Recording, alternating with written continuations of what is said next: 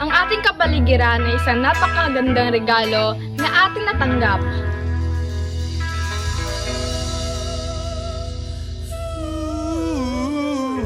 Tagal nang naisabatas ang Solid Waste Management Act, yung pinagbabawal yung ganitong klaseng bagsakan ng basura.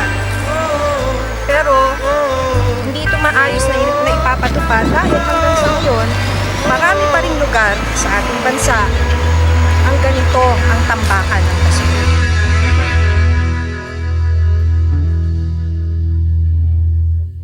La la la la la, umuulan na kung saan. Umuulan, umuulan, umuulan sa lansangan. Umuulan.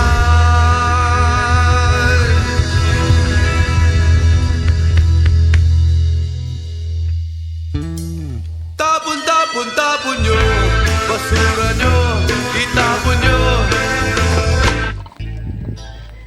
Ang ating kapaligiran ay isang napakagandang regalo na ating natanggap.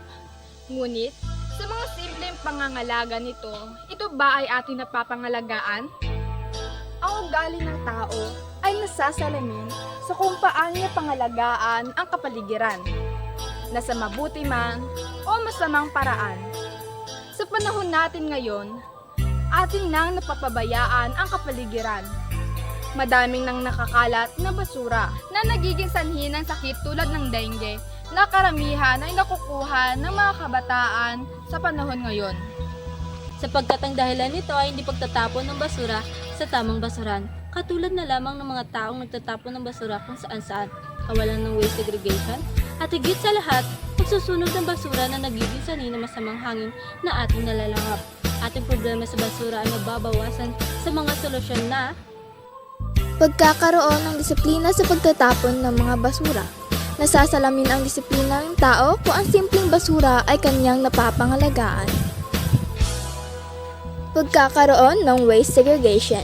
Isang mahalagang hakbang dahil ito ang umaiwas sa magulong basurahan at nakatutulong din sa mga basurero sa paghiwa-hiwalay ng sari-saring basura. Pagre-recycle ng mga basurang napapakinabangan pa. Isang mabuting pag-iisip ng tao ang paggamit ng napapakinabangang basura at para mabawasan na rin ang mga ito.